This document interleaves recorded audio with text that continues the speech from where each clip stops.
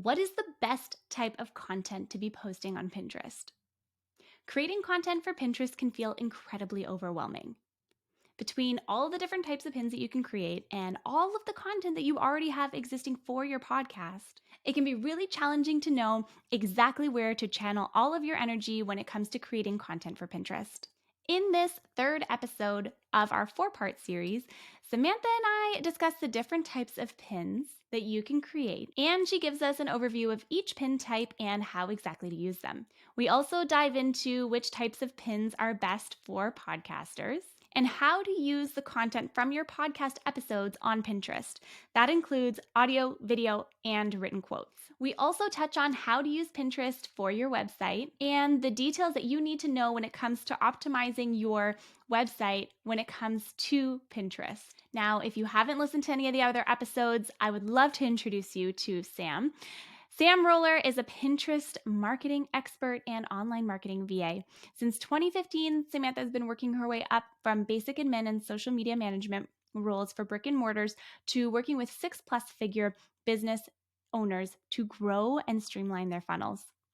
Samantha believes that anyone can utilize the power of Pinterest marketing, email funnels, and a simple opt-in to attract and convert ideal customers and clients, promote podcasts and YouTube videos, and ultimately build a consistent stream of new audience members to nurture.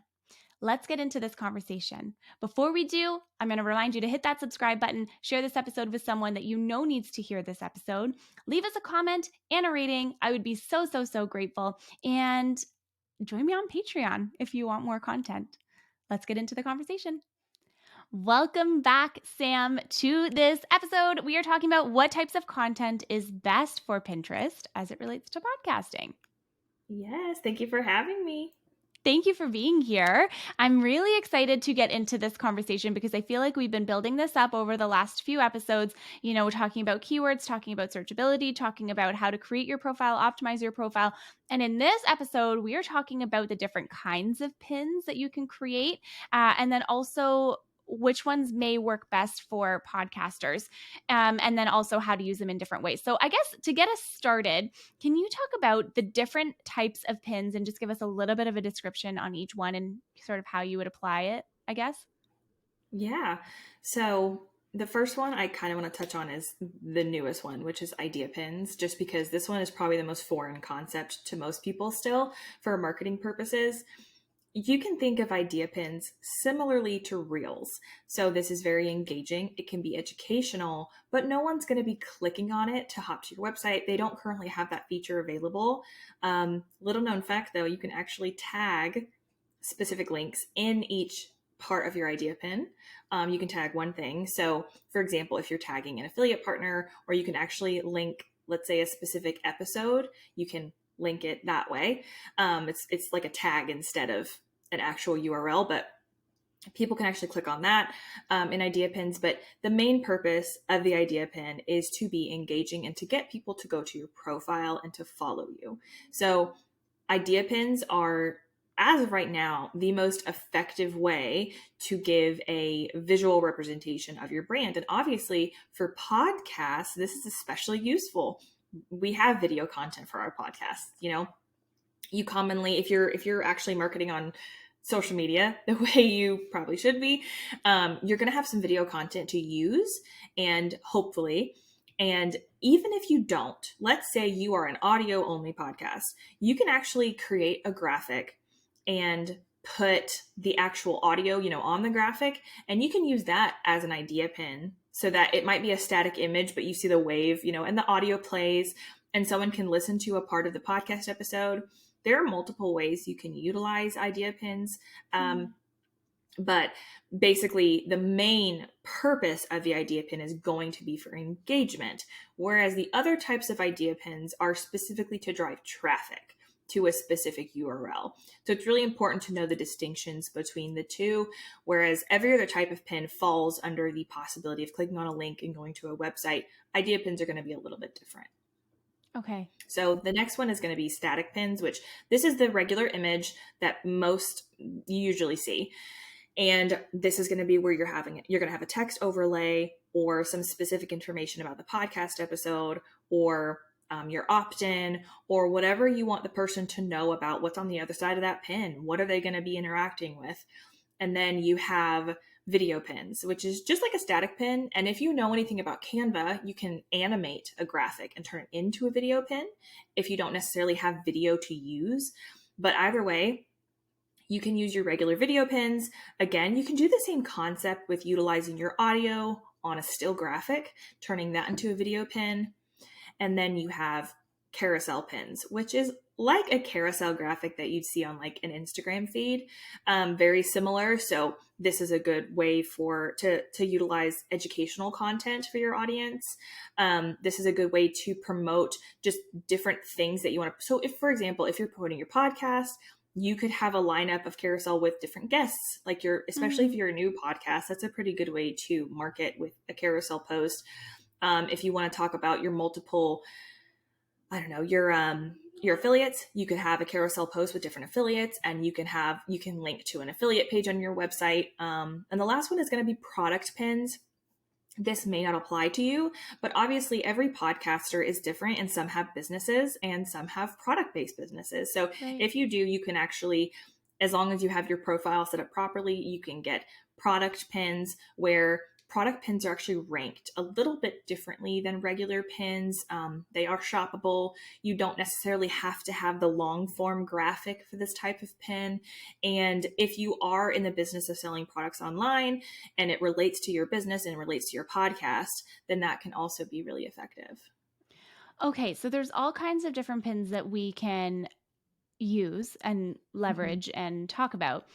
We are going to talk about in our next episode a strategy behind using different pins, but are there any specific pins that work best for podcasters? Like, are there different ones that you would recommend you should definitely use? Yeah, so when it comes to idea pins, if you have video content, I highly recommend using that video content. So if you take a snippet of your video, just like you would for, say, a reel, and you have, the vertical of you talking or your guest talking, use that as an idea pin to be really engaging. Make it a really engaging part of your video, something people will really tap into, have captions on it, and use this as a way for people to engage with your brand and get used to seeing your face and seeing your guests talk and how you talk and how your podcast flows. So even if someone's not necessarily clicking on your idea pin to go listen to your podcast, you're building brand awareness every time they see your idea pin come up.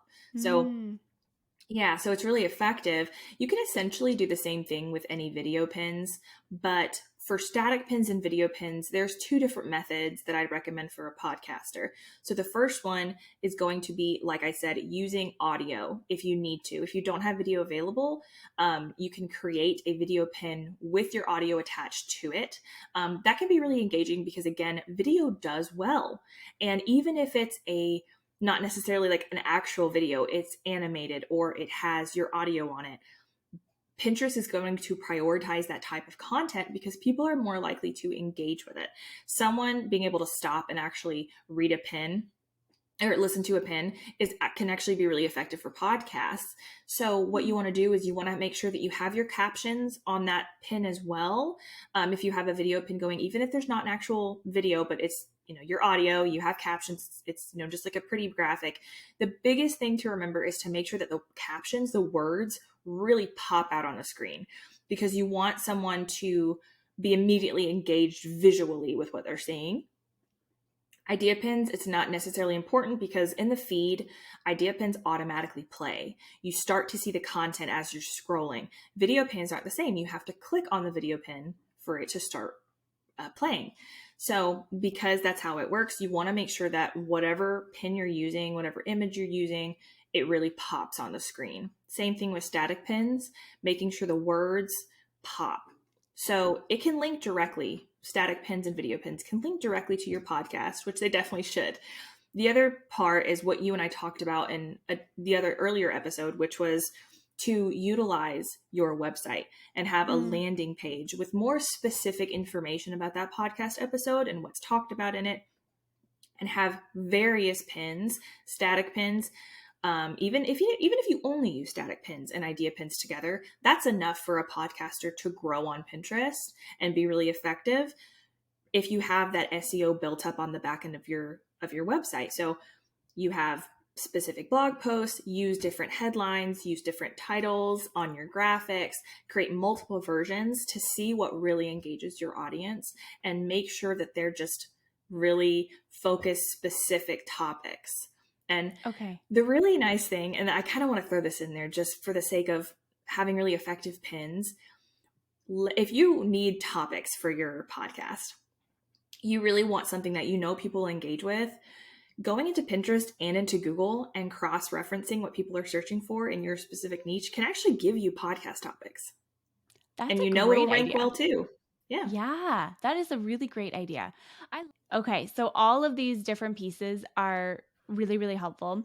I want to know in between, so the difference between all of these different pins we've already talked about, the different types that you can create, which is amazing. We are going to talk about the strategy, as I mentioned before, in our next episode. What I want to know is, how do we use these different pin ideas for that organic marketing versus that paid marketing? Which I don't know if people knew, but you can actually run ads on Pinterest, which I found out this year. Yeah. So obviously, it takes time to build up organically on Pinterest, and it is absolutely worth the effort. A lot of people who are very consistent on Pinterest do find that it ends up being their top source of traffic. Wow. This is very common. So while you are utilizing the organic side and doing that keyword research and kind of doing some A/B testing and seeing what's effective for your audience, if you have the ability to put some money behind your campaigns, behind your pins, you absolutely can. Now, there's a couple different ways to think about ads, just like you would anything else, which on any other platform, which is what's the purpose of the ad itself. If you are starting a new podcast, for example, having an engagement purpose, or the reason you're doing the ad campaign is to bring awareness to this new podcast, that can be really effective, especially if you're utilizing an idea pin or video content specifically. Okay, so how do I get people engaged? We did this with you. We used your trailer, and that is a really great way to introduce the people on Mm. Pinterest to your podcast. This new thing that you want people to see, get it in front of as many as possible. You don't have to put a ton of money into Pinterest ads if you don't want to. Yeah. Let's say you start with like $100 or $50. You can just get the ball rolling on your engagement for this new profile. If you have your profile set up properly, right, and you don't need a ton of boards, just be specific about who you're attracting and who you want to be in your audience and who you want to listen to your podcast. If you're then turning around and pinning organically, and then you're doing this promotion, this ad campaign to bring awareness to this new podcast, you are hitting every piece of the Pinterest algorithm that you possibly can. And this works for short-term results as you build up organically. And if you find that a pin does particularly well, let's say it gets you a ton of traffic to this one post, that's something that you would then take, and you might want to put some money behind it to promote it even more. Okay, I love that. And that's exactly what we did for my podcast launch. And we ran two different types of ads, though. We ran ads to my freebie, like my free Mm-hmm. download, and then we also ran them to the podcast, correct? Yeah. I Yep. should know this. Yes. And that's another really interesting thing to think about. So obviously there's two facets to marketing on Pinterest if you have a podcast, which there is the podcast itself. And then there's Mhm. the other aspect of your business if you have a business, or if there's something else that's related to your podcast, that's connected to your podcast, that is not the podcast itself. So for you, it's your podcast production business. You might want to run an ad behind a freebie, or you might have organic content or organic pins that accompany the same topics that are parts of your business that aren't necessarily the podcast itself, but you Mhm. also want to be promoting your freebie, your blog posts, your other content that you're creating that's not necessarily related to your podcast in itself, because we have cross promotion, right? If someone's aware of one piece of your business, then they're more likely to find your podcast. So putting effort behind all of that really matters.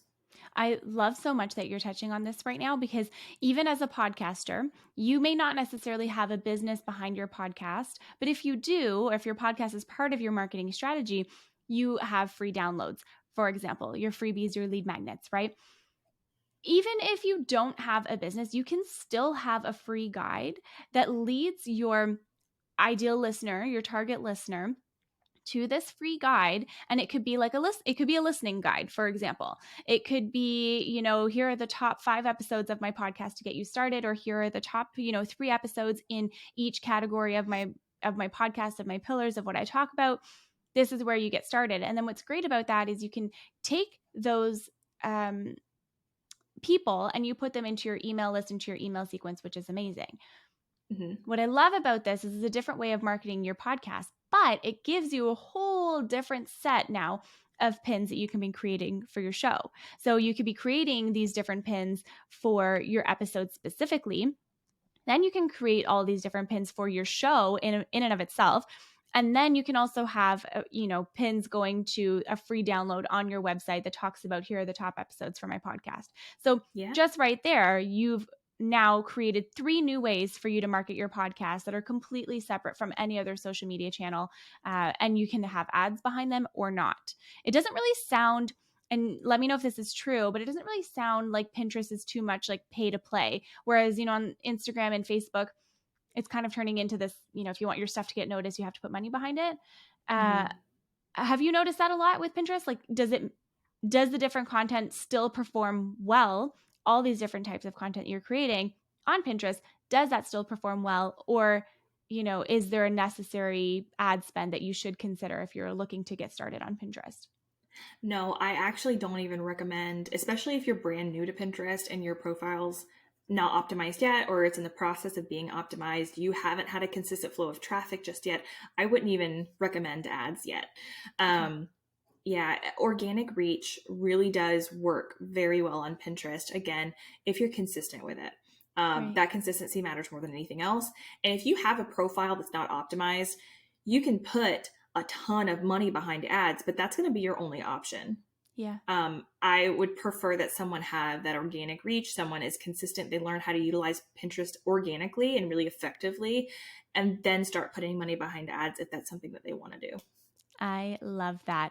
Okay, before we close out today and roll into our next episode, I would love if you could tell our listeners a little bit about your freebie, what they can learn from your freebie, and where to grab it. Yeah, so it is the Pinterest funnel workbook. And basically, I walk through the very simple funnel that Pinterest offers people to go down to bring leads into your business and how they can convert. So, in this, I talk about different types of opt ins you can create based on your content that you actually already have. And we talk about how someone will move down that funnel from Pinterest to becoming someone who actually purchases from you if you're selling something, or in this case, actually listens to your podcast, whatever your main goal is. And the fun thing I really love about this freebie is that I actually include in a small email sequence. I have a few nurture emails and then a few sales emails involved as well. So you can actually go to the link below in the show notes to get it, but you can also go to my website at samanhthalynn.co and you can get it there as well. Amazing. Thank you so much for joining me on this episode. I'm having a blast. This is awesome. Thank you so much for having me. See you on the next one.